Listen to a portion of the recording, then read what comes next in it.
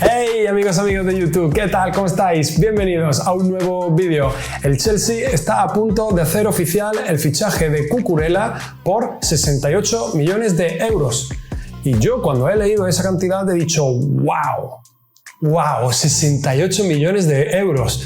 No tengo nada en contra de Cucurella, de hecho me parece un buen jugador, lo seguía cuando estaba en el Getafe, ahora que está en el Brighton lo sigo un poco menos, pero no es un jugador de 68 millones de euros. 68 millones de euros es el precio de un Alphonso Davies, pero no de Cucurella.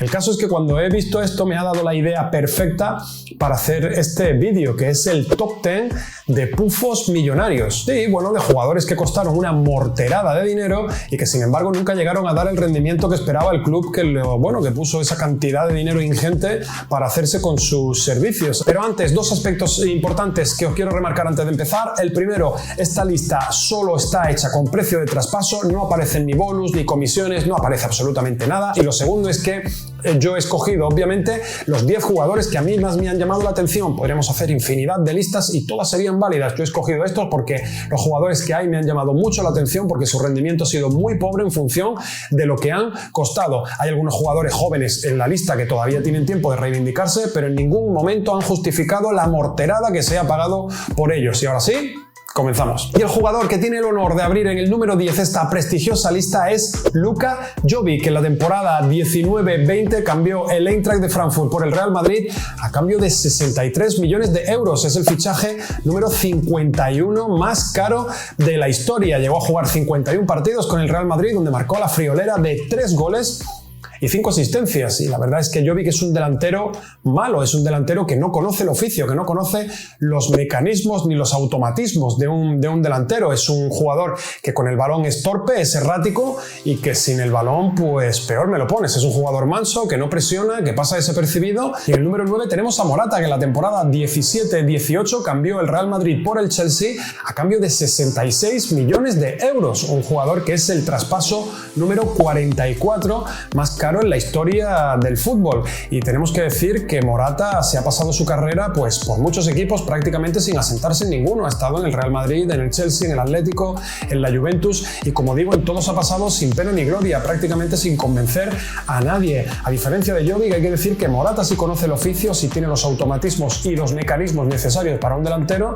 que además marca goles, pero el problema de Morata está aquí, en la cabeza. Morata siempre se ha creído más de lo que es. Morata ha sido un delantero normal y corriente, pero él siempre se ha creído que era un supercrack, que merecía más minutos de los que le daban y por eso ha ido saliendo de un equipo a otro. Y en el número 8 tenemos a Ricardo Kaká, el más vintage, el más retro de esta lista de fichajes, que en la temporada 2009-2010 cambió el Milán por el Real Madrid a cambio de 67 millones de euros. Es el fichaje más caro número 42 de la historia. Ojo que la temporada 2009-2010 67 millones de euros era tremendo pastizal. Un jugador que venía como Balón de Oro del Milán, que venía de ganar la Champions, que venía de ser prácticamente el mejor jugador del mundo, un jugador con una conducción de balón espectacular, un elegido, un jugador como pocos he visto, con un dribbling, una zancada y un disparo de media y larga distancia espectaculares. Pues bien, fue pisar Madrid y ni rastro de ese Kaká, ni del Balón de Oro, ni de absolutamente nada. Un jugador que desde que llegó al Madrid nunca encontró su mejor versión,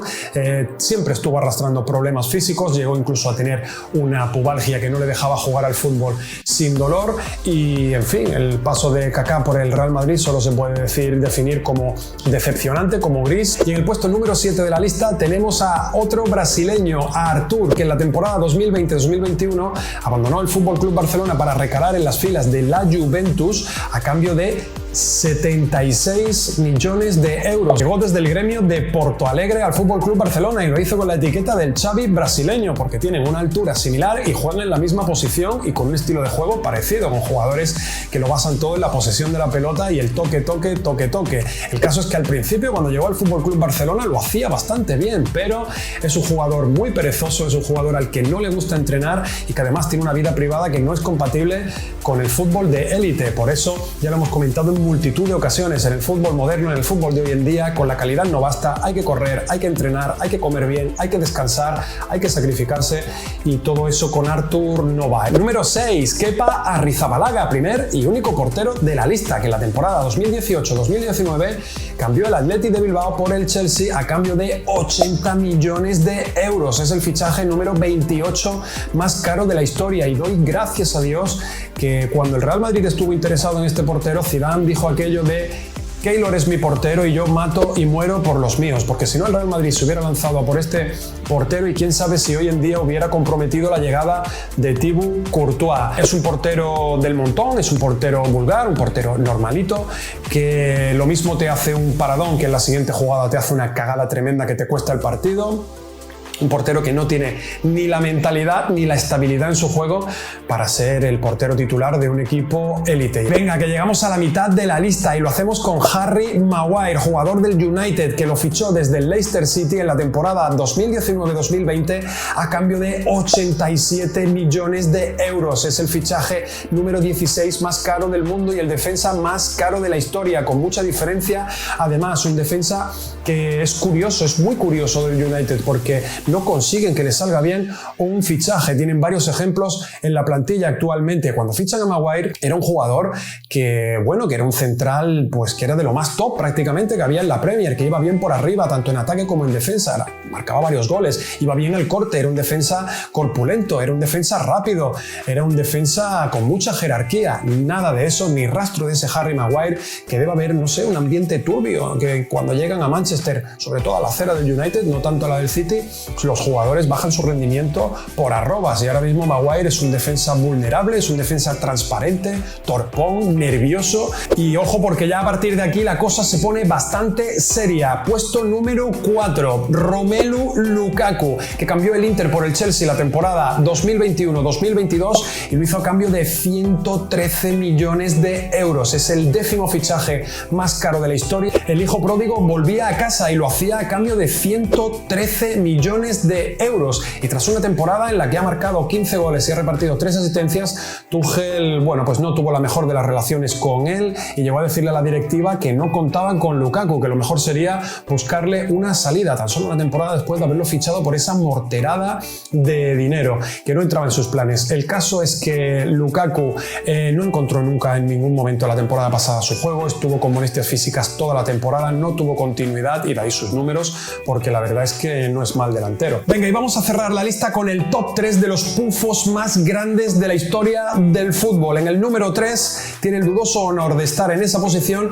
Eden Hazard, que en la temporada 19-20 cambió el Chelsea por el Real Madrid a cambio de 115 millones de euros. Es el 9º fichaje más caro de la historia del fútbol. Lesiones, lesiones y más lesiones. Así es como se pueden definir las 3 temporadas de Eden Hazard en el Real Madrid. Un jugador que llegó como top 5 del mundo para liderar el Real Madrid post Cristiano, pero que en su primera temporada se le ocurrió al muchacho que era buena idea llegar con sobrepeso y con un estado de forma lamentable. Desde aquel entonces ha arrastrado ese San Benito de jugador que no se cuida y que tiene tendencia al sobrepeso y bueno, la verdad es que este año se le ve un poco más enchufado, se le ve con ganas, está en dinámica de grupo, pero en ningún caso va a justificar los 115 millones que el Real Madrid pagó por él en concepto de traspaso y muy decepcionante el paso de Hazard por el Real Madrid. En el puesto número 2 tenemos a Philippe Coutinho, que en la temporada 17-18 cambió el Liverpool por el Fútbol Club Barcelona a cambio de 135 millones de euros. Es el fichaje número 4 más caro